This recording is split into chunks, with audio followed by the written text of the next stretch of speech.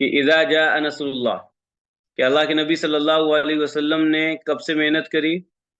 40 سے جو محنت شروع ہوئی تھی ایز اے اسلام کی، محمد صلی اللہ علیہ وسلم کی طرف سے، اور اللہ تعالیٰ کی مدد، اللہ تعالیٰ کی نصرت کے ساتھ میں وہ کنٹینیو چلتی رہی، اور 23 ایئرس میں جب دیکھا 23 سال میں کہ لوگ اب گروپ میں کیا ہو رہے ہیں، اسلام میں داخل ہو رہے ہیں، تو اب اللہ تبارک و تعالی بتا رہے ہیں کہ جب آپ کا کوئی مشن کمپلیٹ ہو، آپ کو اس ٹائم کیا کرنا ہے۔ تو اب کوئی ایسا انسان نہیں تھا جو گروپ کو کنفیوز کرے، لوگوں کو کنفیوز کرے یا دوسری طرف لے کے جائے، دوسرے ٹریک میں لے کے جائے۔ تو محمد صلی اللہ علیہ وسلم شروع میں لوگوں کو سمجھاتے تھے، بہت سارے کنفیوز کرنے والے آتے تھے، بھٹکانے والے آتے تھے، لیکن محمد صلی اللہ علیہ وسلم کی کنٹینیو ایک محنت تھی کہ بھائی ان کی عبادت کیوں کرتے ہو جن کو تم خود بناتے ہو، اور تم ان سے کیوں مانگتے ہو جن کو تم نے خدا بنا لیا ہے، اس کو کیوں نہیں مانتے ہو جس نے تم کو پیدا کیا ہے، تم کو ہاتھ دیے، تم کو پیر دیے۔ تو یہ چیزیں محمد صلی اللہ علیہ وسلم سمجھاتے تھے تو بہت لوگ محمد صلی اللہ علیہ وسلم کے خلاف ہو جاتے تھے، مارتے تھے، تکلیفیں دیتے تھے۔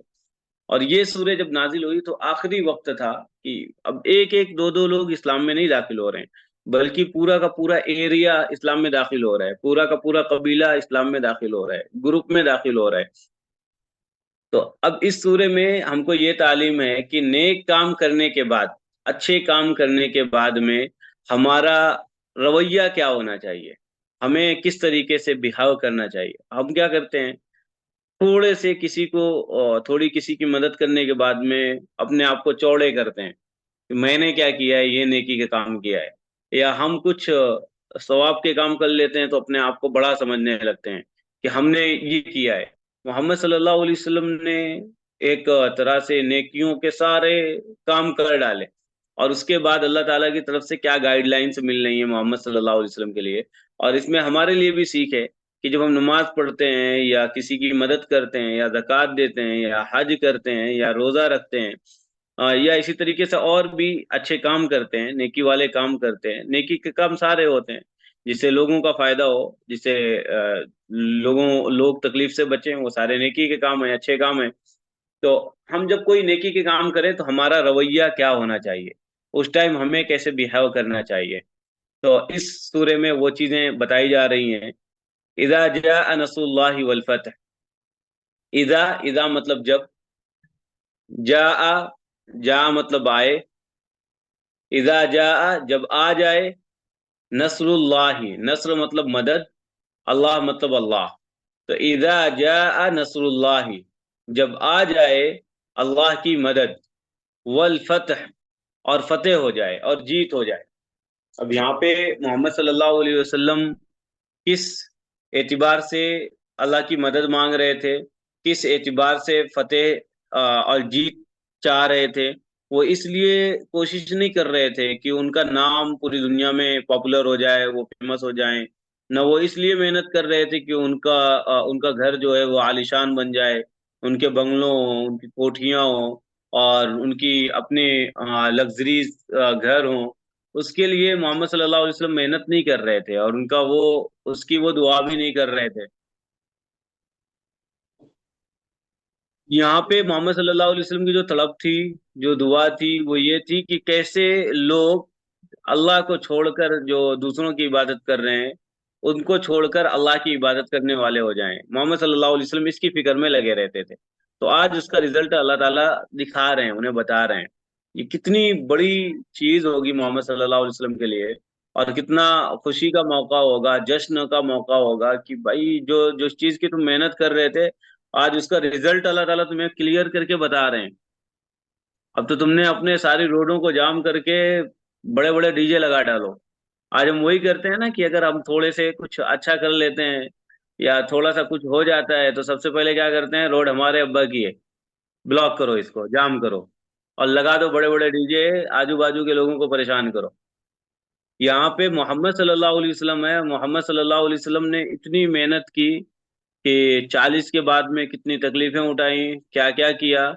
آج اللہ تعالیٰ ان کا رزلٹ، محمد صلی اللہ علیہ وسلم کا رزلٹ ان کے سامنے رکھ رہے ہیں کہ تمہاری محنت کا نتیجہ یہ نکلا ہے۔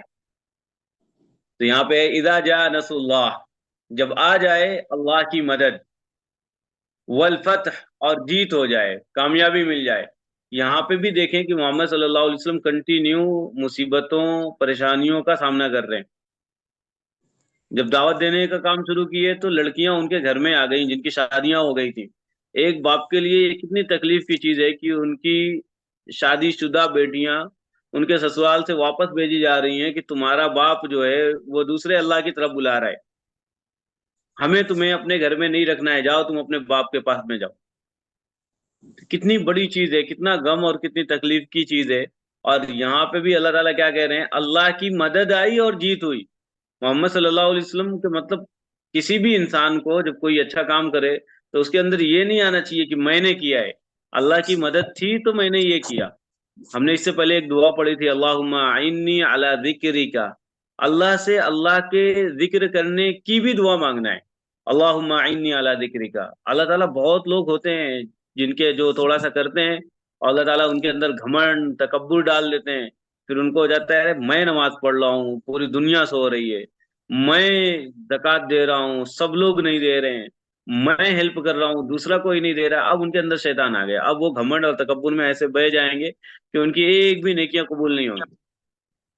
تو ہمیشہ اللہ تعالیٰ سے مدد مانگنا ہے، اور اگر ہم کوئی اچھے کام کر رہے ہیں، نیک کام کر رہے ہیں، تو اس کو کنیکٹ کرنا ہے اللہ تعالیٰ سے۔ دیکھو یہاں پہ محمد صلی اللہ علیہ وسلم کے بارے میں بھی اللہ تعالیٰ کیا کہہ رہے ہیں، اللہ کی مدد آ جائے اور فتح ہو جائے، یعنی بنا اللہ کی مدد کے کچھ نہیں ہو سکتا۔ تو اللہ کی مدد آتی ہے تو کام بنتا ہے۔ فتح سے مراد کیا ہے، فتح مکہ، یعنی سن 8 ہجری میں جب محمد صلی اللہ علیہ وسلم جب مکہ سے مدینہ گئے، میں نے بتایا تھا ہجرت تب سے شروع ہوتی ہے، گنتی بھی تب سے شروع ہوتی ہے کہ ہجرت کا مہینہ تب سے شروع ہو گیا۔ تو وہاں سے ہجری یعنی 8 سال کے بعد میں فتح مکہ ہوا۔ فتح مکہ کیا ہے، جب محمد صلی اللہ علیہ وسلم مدینہ سے آئے مکہ، تو پھر مکہ کی کعبے کی چابیاں محمد صلی اللہ علیہ وسلم کے ہاتھ میں دے دی گئی، اور پھر اس سے ہر وہ گندگی جو گندگی پہلے سے رکھی ہوئی تھی کعبے کے اندر، اس کو دور کی گئی، ہٹائی گئی۔ نبی صلی اللہ علیہ وسلم نے اپنی پوری زندگی لگا دی، تب 23 سال کے بعد میں یہ آیت نازل ہوئی ہیں۔ ہر کام میں ہم کو اگر اللہ کی مدد چاہیے تو ہم کو اللہ کے دین کے لیے اپنا وقت، پیسہ، صلاحیت، کوالٹیز لگانا چاہیے، اپنے ایفرٹس لگانے چاہیے۔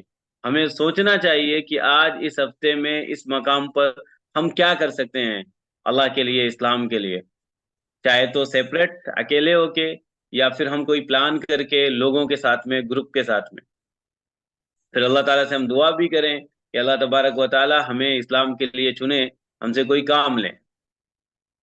وَرَأَيْتَ النَّاسَ، اب یہاں پہ دوسری خوشخبری محمد صلی اللہ علیہ وسلم کو دکھائی جا رہی ہے، بتائی جا رہی ہے، سنائی جا رہی ہے۔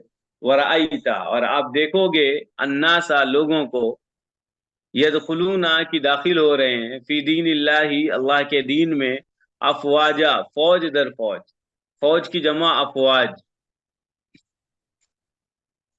اور آپ لوگوں کو دیکھیں گے، یدخلون، کہ داخل ہو رہے ہیں، فی دین اللہ، اللہ کے دین میں، افواجا، فوج در فوج۔ محمد صلی اللہ علیہ وسلم کی منشا، محمد صلی اللہ علیہ وسلم کی چاہت، محمد صلی اللہ علیہ وسلم کی کوشش، محمد صلی اللہ علیہ وسلم کی محنت، محمد صلی اللہ علیہ وسلم کا ایفرٹ اسی کے لیے تھا کہ لوگ اللہ کے ہو جائیں، لوگوں کے دل میں اللہ کا ڈر اور اللہ کی محبت آ جائے۔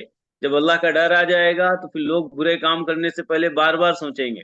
اللہ کی محبت آ جائے گی تو پھر لوگ سوچیں گے کہ یار میں جھوٹ بولوں گا تو جس سے میں سب سے زیادہ محبت کرتا ہوں اس کو تکلیف ہوگی، میں کوئی اگر غلط کام کروں گا تو اللہ دیکھ رہا ہے اور اللہ میرا محبوب ہے، وہ مجھ سے ناراض ہو جائے گا۔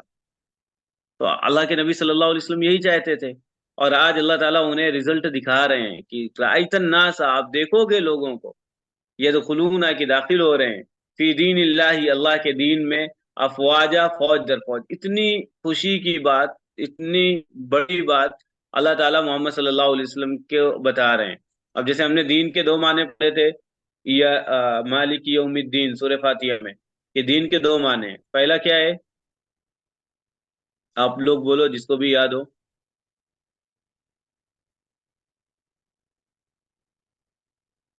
Then as in day of judgment.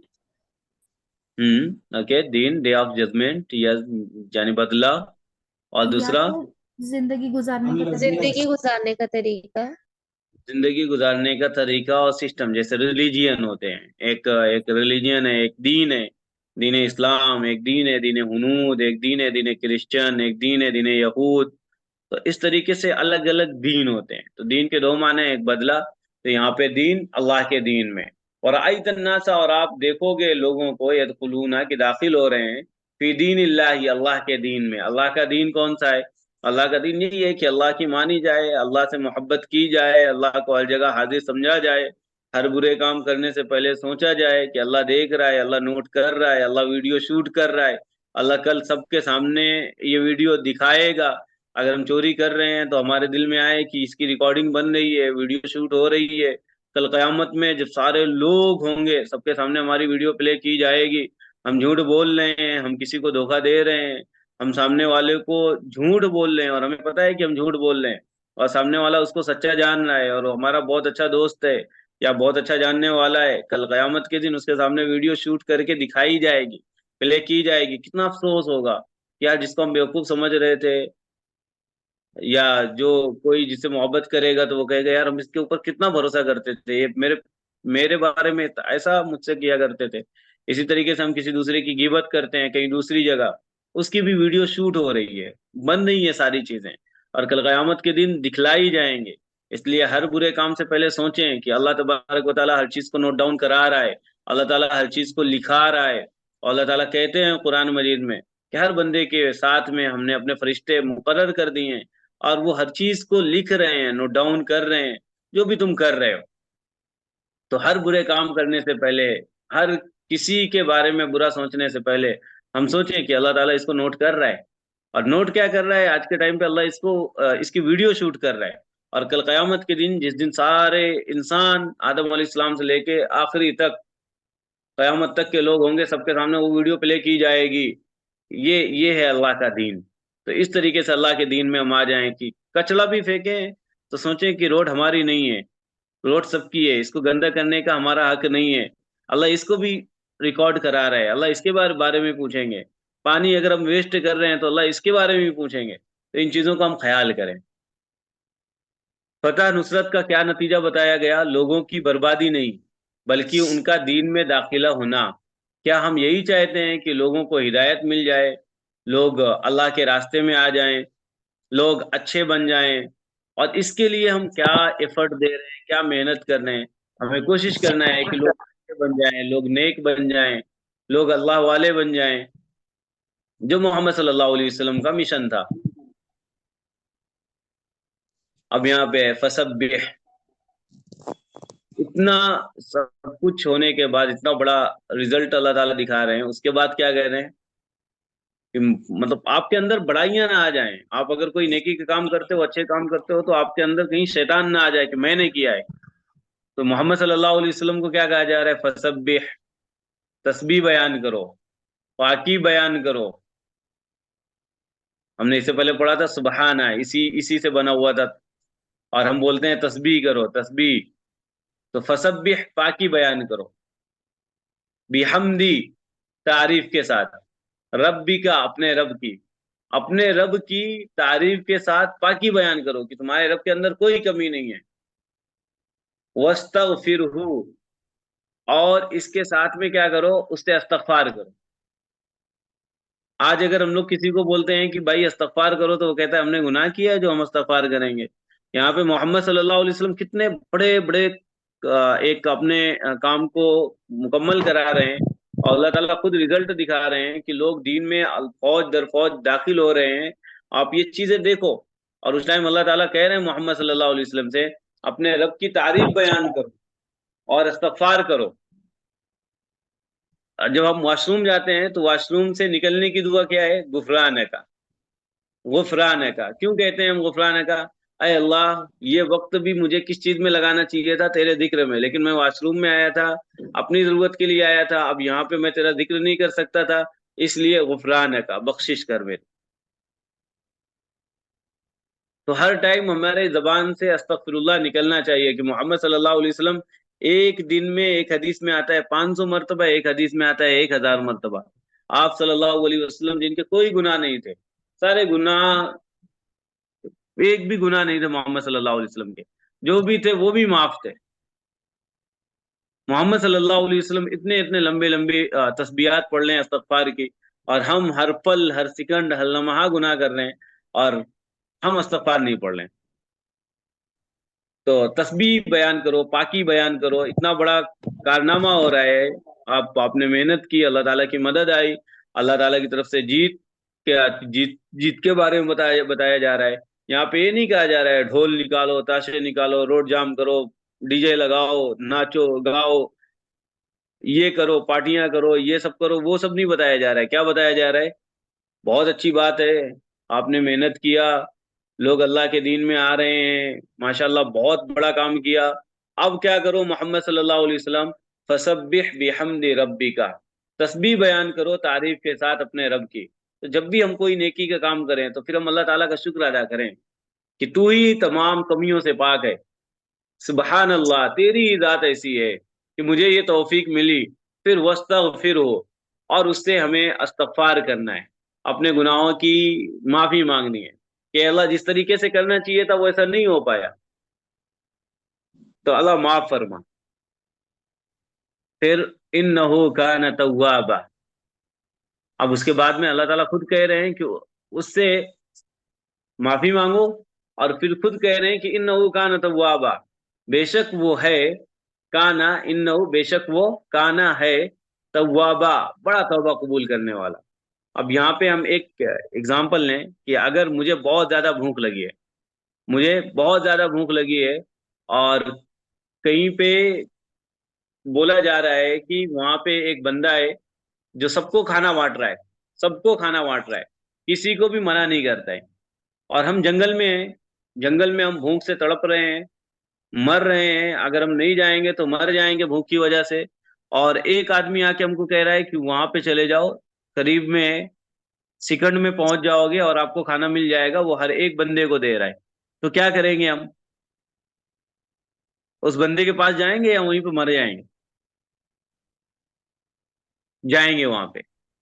تو یہاں پہ ایسے ہی ہے کہ ہم گناہوں سے چور ہیں، گناہ خوب کر رہے ہیں، ہر پل گناہ کر رہے ہیں، گناہوں کی گٹھریاں، گناہوں کے پہاڑ بنائے دے رہے ہیں، اور اللہ تعالیٰ اعلان کر رہے ہیں کہ میں کیا ہوں، توبہ کو قبول کرنے والا ہوں۔ تو اب یہاں پہ ہم سوچیں کہ جس طریقے سے ہم بھوک لگنے کی وجہ سے کھانے کی طرف بھاگیں گے، اسی طریقے سے گناہ ہونے کے بعد ہم اللہ تعالیٰ کی طرف کیسے بھاگیں؟ کہ پھر اللہ تعالیٰ سے کہیں کہ تو ہی توبہ کو قبول کرنے والا ہے، انہو، بے شک وہی ہے، انہو، بے شک وہی، کانا ہے، توابہ، توبہ کو قبول کرنے والا۔ تو جب اللہ توبہ کو قبول کرنے والے ہیں، اللہ گناہوں کو معاف کرنے والے ہیں، تو پھر ہمیں اللہ کی طرف دوڑ کر جانا چاہیے، اللہ تعالیٰ سے معافی مانگنا چاہیے، اللہ تعالیٰ سے بخشش کی دعائیں کرانی چاہیے کہ اللہ معاف کر دے۔ تو یہ کتنی بڑی خوشخبری ہے اللہ تعالیٰ کی طرف سے، انہو کان توابا۔